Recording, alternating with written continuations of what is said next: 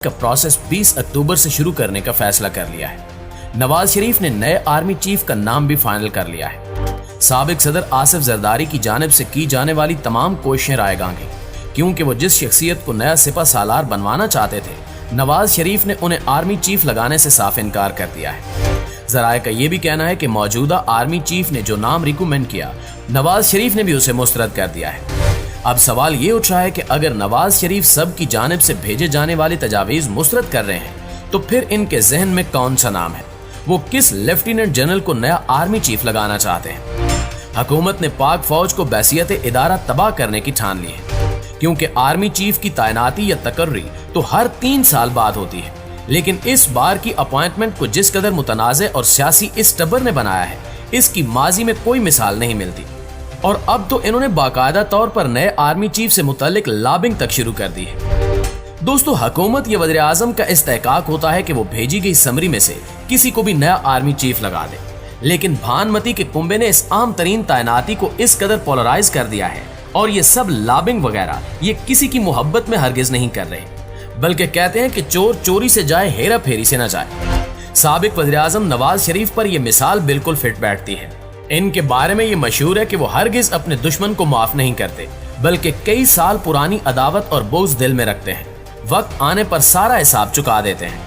अब नवाज शरीफ ने बेटी के लंदन पहुंचते ही एग्रेसिव मूड में आने का फैसला कर लिया है, क्योंकि एस्टैब्लिशमेंट से उन्होंने जो बातें मनवानी थी वो मनवाई जा चुकी हैं। तमाम फैसले रिवर्स कराए जा चुके हैं। मरियम नवाज को बरीयत मिल गई, पासपोर्ट भी वापस हो चुका है। मरियम नवाज अपने वालिद के पास पहुंच गई हैं और जल्द नवाज शरीफ की सजा भी कालादम हो जाएगी। इसलिए अब इन्होंने फैसला किया है कि वो खुद फ्रंट फुट पर खेलेंगे और दूसरे फरीक को बिल्कुल बैक फुट पर धकेल दिया जाए। ताज़ा तरीन प्रेस कॉन्फ्रेंस में साबिक वज़ीर आज़म ने एक बार फिर गुजरांवाला जलसे की याद दिला दी।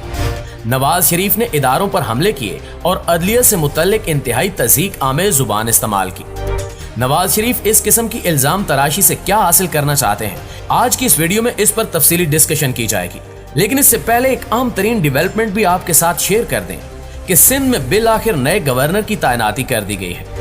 कामरान टिसूरी नए गवर्नर सिंध मुकर्रर हो गए हैं, लेकिन इस तैनाती पर भी बहुत से सवालात उठ रहे हैं और इसका खुर अब एस्टैब्लिशमेंट की तरफ जा रहा है। दोस्तों, कामरान टिसूरी ने सियासी कैरियर का आगाज पीर पगाड़ा की मुस्लिम लीग फंक्शनल से किया था। इसके बाद वो MQM में शामिल हो गए। अल्ताफ हुसैन की जानिब से की जाने वाली मुतनाज़े तरीन तकरीर के बाद वो MQM पाकिस्तान के डिप्टी कन्वेयर बन गए। 2018 में होने वाले सेनेट इलेक्शन में कामरान टिसूरी को सेनेटर का टिकट दिए जाने के मामले पर खालिद मकबूल सदीकी और डॉक्टर फारूक सितार में इख्तिलाफात शदीद हो गए और नौबत यहां तक पहुंची कि डॉक्टर फारूक सितार को MQM पाकिस्तान छोड़नी पड़ी।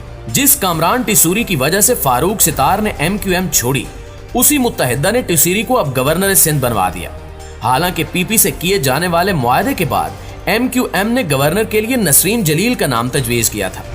अब खबरें ये हैं कि एस्टैब्लिशमेंट की जानिब से कामरान टिसूरी का नाम तजवीज किया गया था और इनकी हिदायत या हुक्म पर ही इन्हें गवर्नर सिंध लगाया गया है। मारूफ तज्जियाकार मेजर आदिल राजा रिटायर्ड ने भी अपने ट्वीट में सारा कच्चा चट्ठा खोलकर रख दिया है। उन्होंने साफ लफ्जों में दावा किया कि सिंध में सौदा मिस्टर जैद ने करवाया। अब कामरान टिसूरी को बल्दियाती इंतखाबात से ऐन पहले गवर्नरी दिलाना बहुत से सवालात को जन्म दे रहा है और जिस जानिब उंगलियां उठ रही हैं, ये इंतहाई तशवीशनाक सूरत हाल है। दोस्तों, साबिक वज़ीर आज़म नवाज शरीफ ने मीडिया नुमाइंदों से मुलाकात में गुफ्तगू की, जिसमें उन्होंने फिर गुजरांवाला जलसे की तारीख दोहरा दी। इस नाम नेहाद प्रेस कॉन्फ्रेंस बल्कि फरमाइशी इंटरव्यू में पाक फौज पर मिसाइलों से हमला कर दिया, वहीं अदलिया पर भी खुदकुश बमबारी की। 3 मरतबा के वज़ीर आज़म रहने वाले नवाज शरीफ की खुद एतमादी का आलम यह है कि इस नाम नेहाद इंटरव्यू या प्रेस कॉन्फ्रेंस से पहले तो मरियम नवाज ने मनपसंद सहाफियों को अपने भाई हसन नवाज के दफ्तर बुलवाया। उन मनपसंद सहाफियों को भी मर्जी के सवालात करने की इजाजत हरगिज नहीं थी, बल्कि कैलिबरी क्वीन की जानिब से जो फरमाइशें की गई वही सवालात पूछे गए। मुस्लिम लीग नून की जानिब से खुद नवाज शरीफ का इंटरव्यू एक रोज पहले रिकॉर्ड किया गया। जिन सहाफियों को मदऊ किया गया था, उन्हें इस इंटरव्यू या गुफ्तगू की रिकॉर्डिंग तक की इजाजत नहीं दी गई थी। जराये की जानिब से दावा किया गया है कि मरियम बीबी ने सहाफियों को साफ और 2 टोक अल्फाज में हिदायत की थी कि नवाज शरीफ से कोई मुश्किल सवालात ना पूछे जाएं, सिर्फ ऐसे सवालात पूछे जाएं जिनसे हमारी मजलूमियत जाहिर हो। इस फ्रेंडली इंटरव्यू के दरमियान भी नवाज शरीफ के कई मरतबा रीटेक किए गए और मरियम नवाज बार बार मुदाखलत करती रही। इस गुफ्तगू में नवाज शरीफ सिर्फ और सिर्फ अपना रोना रोते रहे कि हमारे साथ ये हो गया वो हो गया।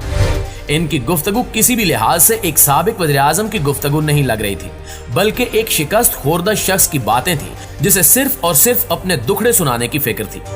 हालांकि नवाज शरीफ को चाहिए था कि वो पाकिस्तान के सियासी अदम इस्तेहकाम पर बात करते, खदशात और गैर यकीनी के बादल कब तक छट जाएंगे इस हवाले से बात करते, मईशत की बेहतरी के लिए फौरी तौर पर उठाए जाने वाले इकदामात का जिक्र करते, वतन वापसी के हवाले से पूरा एक्शन प्लान कौम के सामने रखते, रजीम चेंज ऑपरेशन से मुतल्लिक बात करते।